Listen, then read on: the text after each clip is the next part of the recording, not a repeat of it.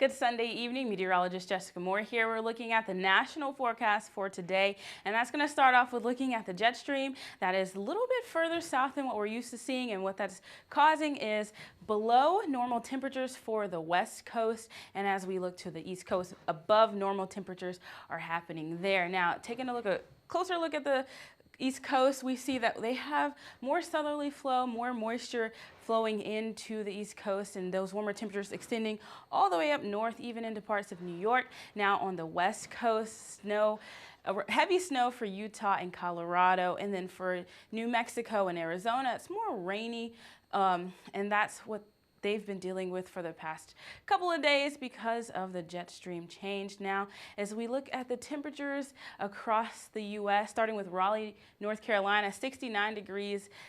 Looking at a beautiful night, 65 in Tupelo as the sun starts to set.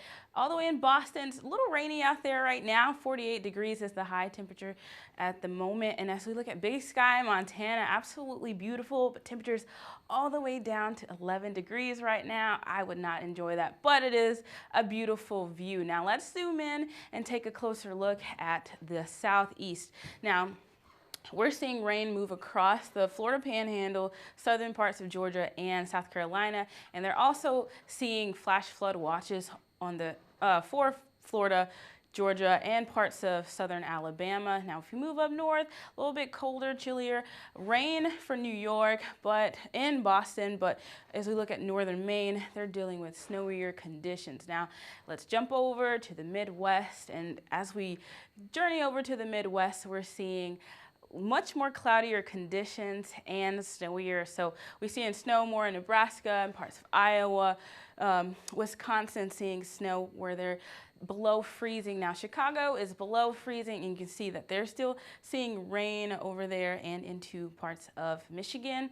So overall, different patterns across the states, but a little bit more active on the East Coast and in the north and then in the Midwest. Now temperatures reflecting where that jet stream is. We're seeing 30s for Denver, 31 for Salt Lake City, 40s for Portland and Seattle. So colder for the West and the Midwest. Now, it's definitely warmer on the East Coast, 55 for Dallas, 59 in Starkville, 80 degrees in Miami. But even if we make our way further along the coast, 53 for Washington, 55 for New York. Now, over the next coming days, we're going to see that cold front push on out of the southeast.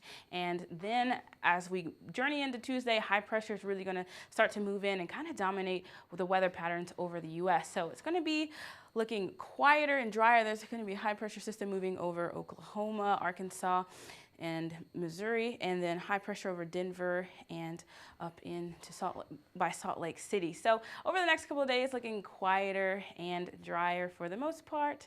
Thanks for tuning in.